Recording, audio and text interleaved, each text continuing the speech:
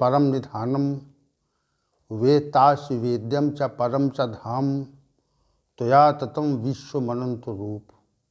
वायु यमः अग्निवर्णः शशांकः प्रजापतिस्त्वं प्रपितामहस्य।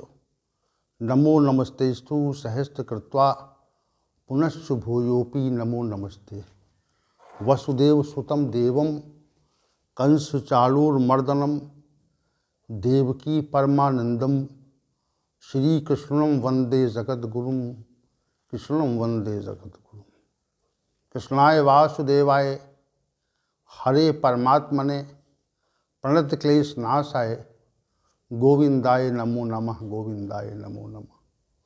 वसुदेव सुतं देवं कंसचाणूरमर्दनं देवकी परमानंदम श्रीकृष्णं वंदे जगद्गुरुं।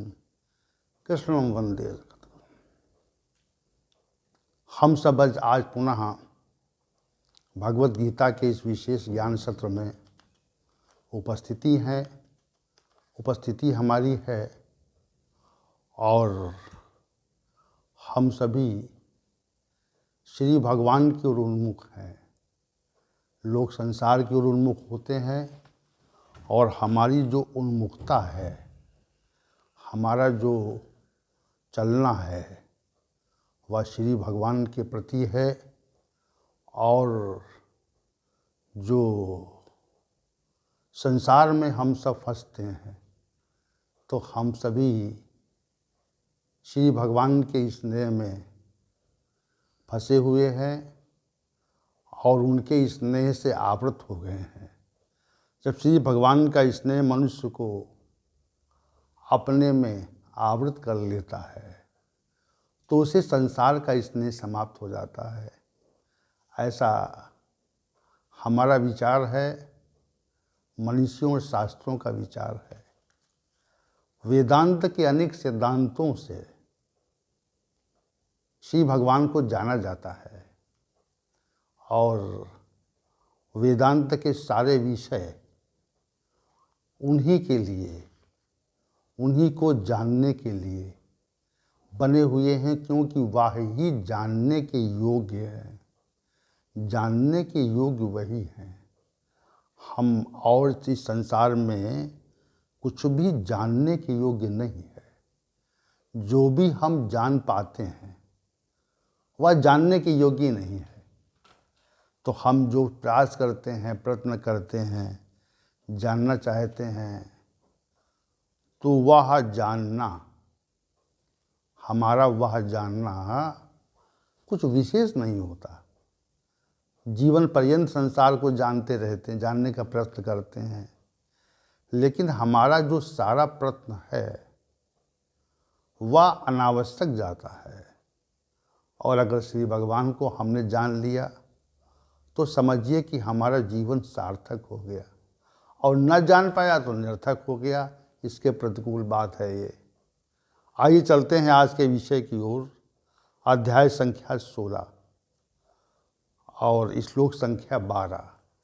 हम सभी ने कल तक श्लोक संख्या 11 की व्याख्या को पूर्ण किया था और आज हम श्लोक संख्या 12 पर विचार करने के लिए यहाँ पर उपस्थित हुए हैं।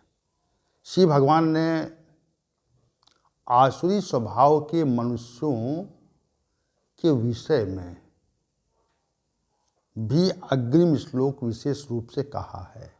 श्री भगवान ने कहा, आशा पाशतैर्बद्धा काम क्रोध परायणः इहन्ते काम भोगार्थम अन्यानेन अर्थ संचयाम। हे अर्जुन, आसुरी स्वभाव के जो लोग हैं वह आशा रूपी सैकड़ों पाश से बंधे रहते हैं और काम क्रोध के परायण यानी आश्रय में रहकर काम भोग के लिए अर्थात विलासतापूर्ण जीवन के लिए अन्यायपूर्वक अर्थ संचय की चेष्टा करते हैं, प्रयास करते हैं।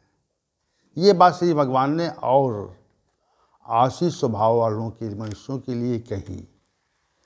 चूँकि इससे पूर्व जो श्लोक था उसमें श्री भगवान ने कहा कि विषय भोग ही इस मनुष्य जीवन का विशिष्ट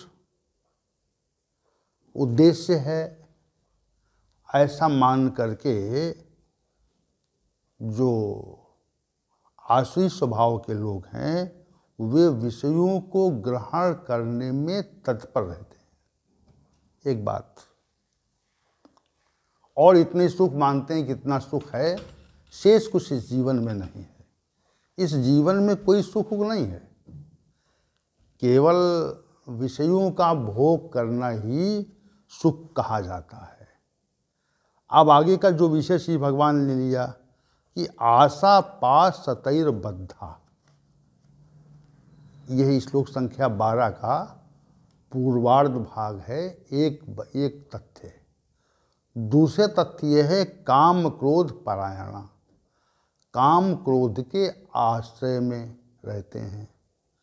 दो तथ्य हैं इस पूर्वार्ध श्लोक में, दो तथ्य हैं।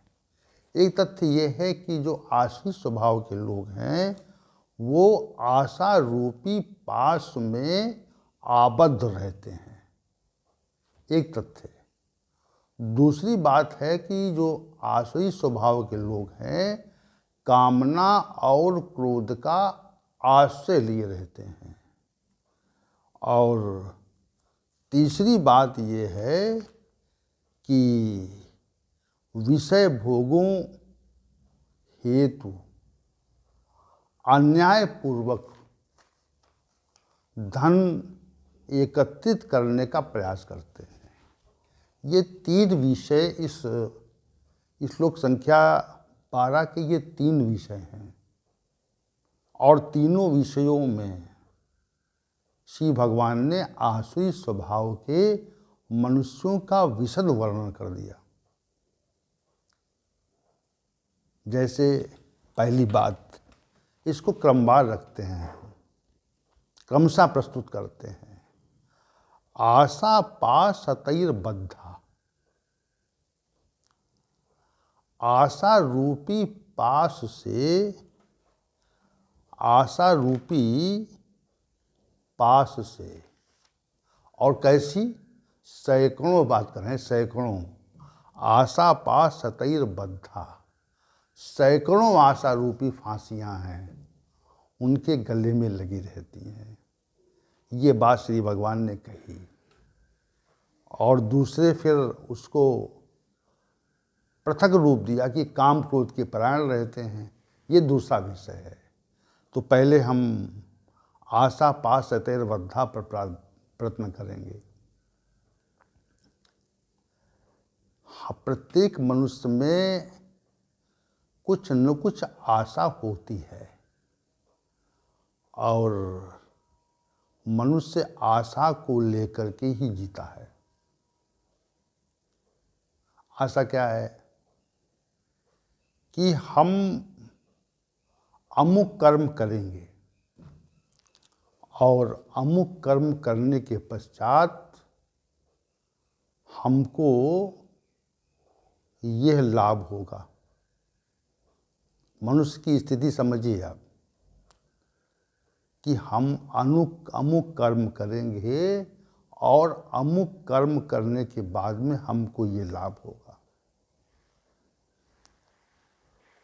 तो जो लाभ का भाव है, कर्म के बाद लाभ का जो भाव है, और दूसरी बात है कि केवल विचार से, विचार में बात रहती है कि बिना कर्म किए ही हमको ये वस्तुएं मिल जाएंगी। दो बातें हैं। एक तो जो रजोगुणी स्वभाव के मनुष्य होते हैं उनके मन में ये विचार बैठ जाता है कि कर्म करने के बाद में हमको अमुक वस्तुएं मिल जाएंगी। तो चूंकि कर्म का अधिकार जो है वह कर्माधिकार जो है वह मनुष्यों के पास है कि मनुष्य शुभ अशुभ और शुभाशुभ 3 प्रकार के कर्मों का संपादन कर सकता है। वह अगर विवेकशील है, विवेक उसके अंदर जागृत अगर है, तो वह शुभ कर्म करेगा, स्वार्थ परक तो करेगा, उसकी सीमा होगी, परमार्थ परक कर्मों अधिक करेगा। स्वार्थ परक कर्मों का जो परिणाम होता है वो परिणाम कभी भी सुखद नहीं होता।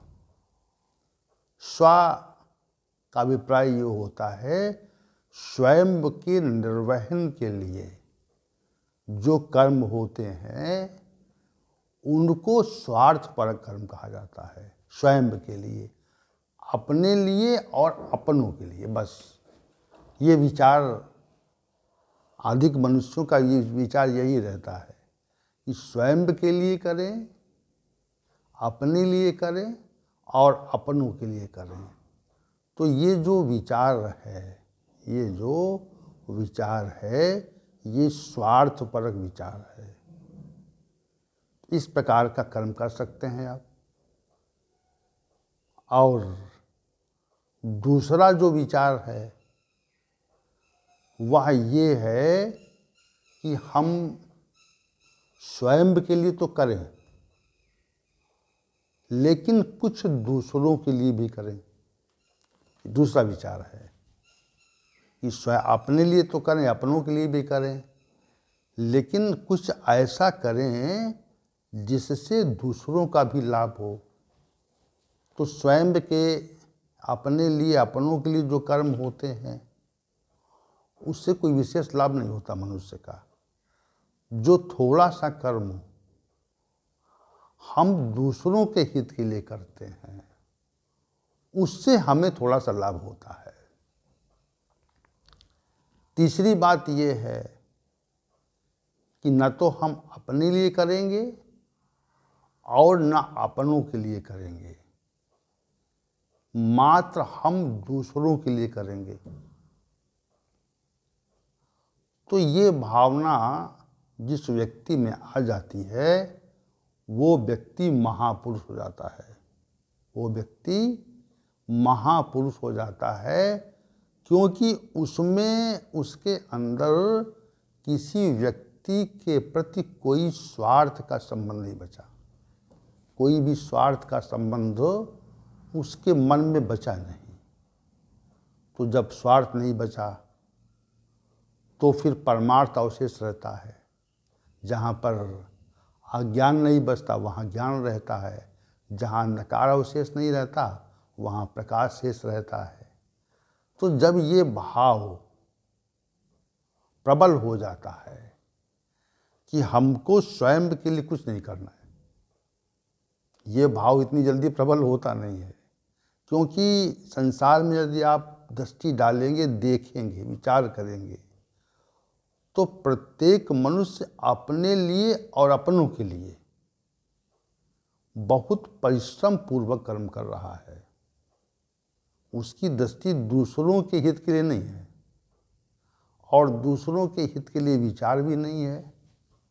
विचार नहीं है तो कर्म नहीं है। तो जब हमारा विचार अपने लिए और अपनों के लिए तक ही सीमित हो जाता है तो हमारा जो संपूर्ण श्रम है वह अपने लिए और अपनों के लिए ही होता है।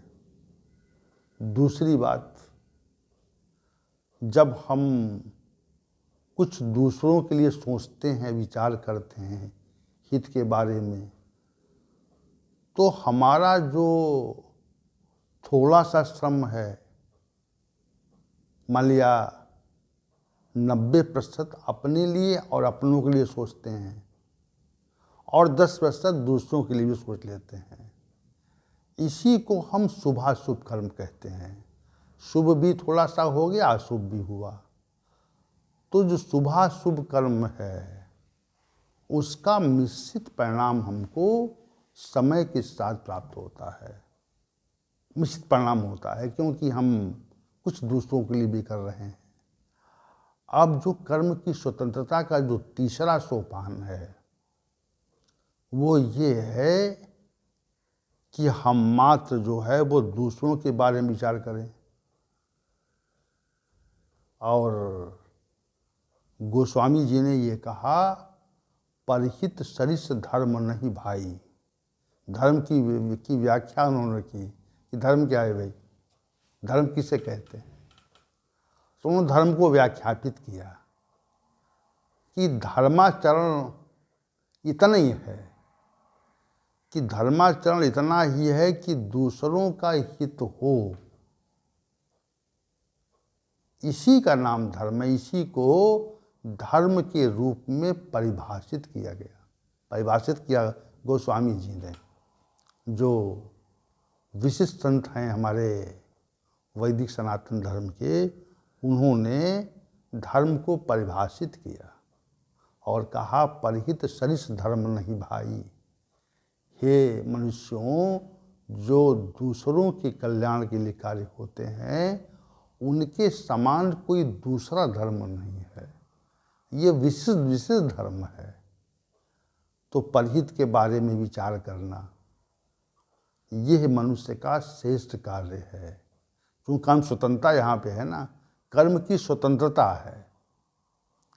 अब जो अंतिम चौथा विशेष कार्य है, अंतिम चौथा विशेष कार्य है, वह श्री भगवान की सेवा का है।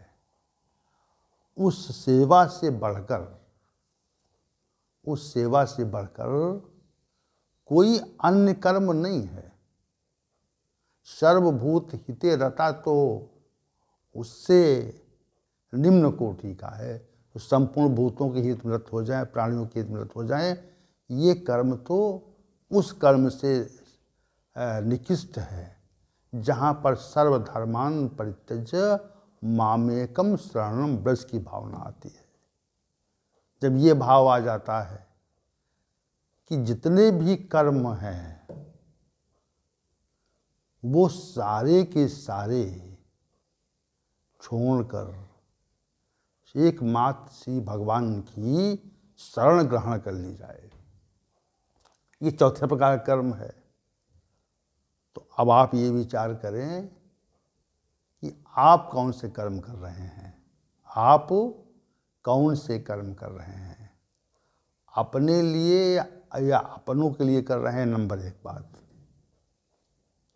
अपने लिए अपनों के लिए कर रहे हैं, साथ में थोड़ा सा दूसरों के लिए कर रहे हैं।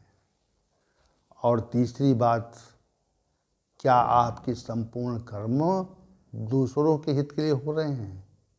और चौथी बात, क्या आपने समस्त कर्तव्य कर्मों का समापन करके श्री भगवान गोविंद की शरण ग्रहण कर ली है। कौन सा कर्म कर, कौन सी स्थिति आपकी है। प्रत्येक मनुष्य अपनी स्थिति को जानता है और जानकर वैसा व्यवहार करता है। हम जानते हैं हमारी स्थिति क्या है, तो जब हम जानते हैं हमारी स्थिति क्या है तो उसी के अनुकूल आचरण होता है। यहाँ पर जो श्री भगवान ने कहा, आशा पास सतैर बद्धा,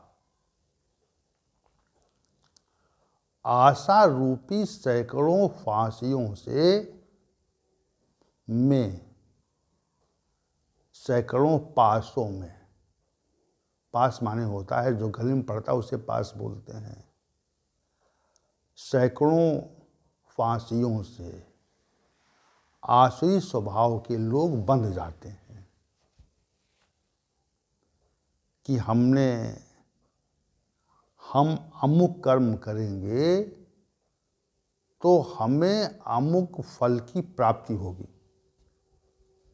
ये भाव है यहाँ पे। और एकाध कर्म नहीं है, 2 नहीं है, 4 नहीं है, 6 नहीं है, 10 नहीं है, 20 नहीं है, सैकड़ों हैं, सैकड़ों आशाएं हैं। जितनी आशा मनुष्य की बढ़ती जाती है,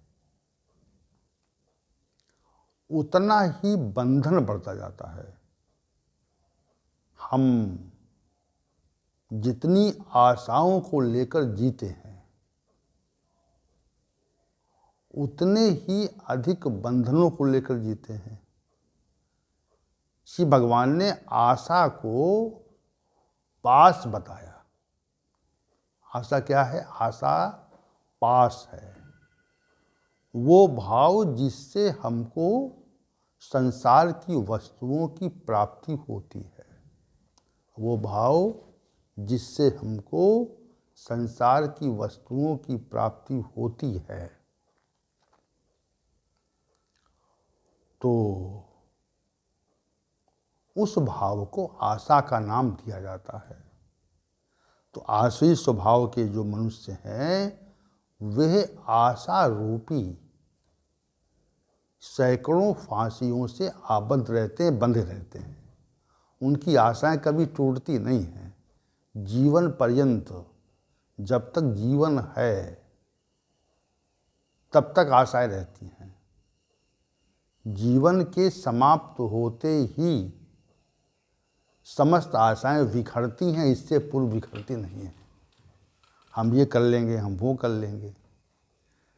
तो श्री भगवान ने आशी स्वभाव के मनुष्य का जो श्लोक संख्या 12 में पहली बात कही, वो कही आशा पास सतैर्बद्धा, सैकड़ों आशा रूपी फांसियों से बंधे रहते हैं। और दूसरी बात ये कही, काम क्रोध के परायण रहते हैं, कामना के और क्रोध के। देखिए, सिद्धांत यही है। सिद्धांत जो हमने पहले भी, इससे पहले भी कई विषयों में इस सिद्धांत का प्रतिपादन किया है। क्योंकि विषय पुनः वही आ गया है, जब तक कामना है तब तक क्रोध है। कामना और क्रोध का साथ है। हम कामनाएं करते हैं तो प्रत्येक कामना पूरी हो, ये असंभव है। प्रत्येक कामना पूरित हो जाए, ये असंभव है। और हमारी कामनाएं भी कई श्रेणियों की होती हैं। जैसे कुछ कामनाएं विशिष्ट हैं कि ये कामना हम कर रहे हैं तो ये पूरित हो जाएगी, और ये कामना कर रहे हैं तो ये शायद पूरी होने में कुछ संदेह है, और ये तो बिल्कुल पूरी नहीं होगी। तो इस प्रकार कामनाओं की पृथक पृथक श्रेणियां हैं। और जिस कामना के लिए हमारी क्रियाएं होती हैं, जिन कामनाओं की पूर्ति के लिए हम अनेक क्रियाओं का संपादन करते हैं, उनमें विघ्न और बाधाएं तो निश्चित रूप से प्रकट होती हैं। इसमें कोई दो मत नहीं है। कामना रहे, कामना प्रकट हो और बाधा प्रकट न हो, कोई बाधा ना आए, तो ये तथ्य असंभव है। कामना रहेगी तो कामना के साथ बाधाएं भी रहेंगी। समझिए आप, कामना रहेगी तो कामना के साथ में बाधा का होना निश्चित है। क्योंकि संपूर्ण कामनाएं पूरी हो जाएं, ऐसा इस संसार में कोई नियम नहीं है। कितना भी सत्ता वाला और कितना भी धनाढ़, संपत्ति वाला, ऐश्वर्य वाला, प्रतिष्ठा वाला, पद वाला व्यक्ति हो, लेकिन वह कामना करे और कामनाएं समग्रता से पूरी हो जाएं, ये असंभव है, ये जो है असंभव कार्य है। इसलिए कामना तो हम करते हैं, लेकिन कामनाओं में विघ्न पड़ना जो है वह अनिवार्य है। और जैसे ही विघ्न पड़ता है वैसे ही क्रोध का प्रादुर्भाव उसी प्रकार होता है जैसे अग्नि में घी डालने पर ज्वाला उठती है। अग्नि में घी पड़ेगा तो ज्वाला अवश्य उठेगी, उठना अनिवार्य है। उसी प्रकार कामना में विघ्न आने पर विघ्न करने वाली सत्ता व्यक्ति और स्थितियों के प्रति मनुष्य के अंदर क्रोध का प्रादुर्भाव स्वतः होता है। इसमें कोई दो मत और सिद्धांत नहीं। श्री भगवान ने इसीलिए यहाँ पे कहा काम क्रोध के परायण होते हैं। जब आशाएं हैं और कोई कामना करते हैं हम, तो इसका जो दूसरा परिवर्तन होता है वह आशा के रूप में होता है कि भाई हमने कोई कामना की, कोई इच्छा की तो ये पूरी हो जाएगी। ये भाव का आना बुरी हो सकती है, इसी का नाम आशा है। इसीलिए आशा को पहले कहा जी भगवान ने, आशा पास सतैर्बध्या। आशा रूपी सैकड़ों फांसियों में फंसे रहते हैं वो लोग। फिर कहा कामा काम क्रोध परायणा। उसके बाद में कहा कि काम क्रोध के आश्रय में रहते हैं। ये बात कह दी श्री भगवान ने। तो श्लोक संख्या 12 का जो पूर्वार्ध भाग है वह आसुरी स्वभाव के व्यक्तियों के लिए विशेष रूप से श्री भगवान ने व्याख्यापित किया है और कहा कि आसुरी स्वभाव के जो लोग हैं उनके अंदर इतनी आशाएं होती हैं जैसे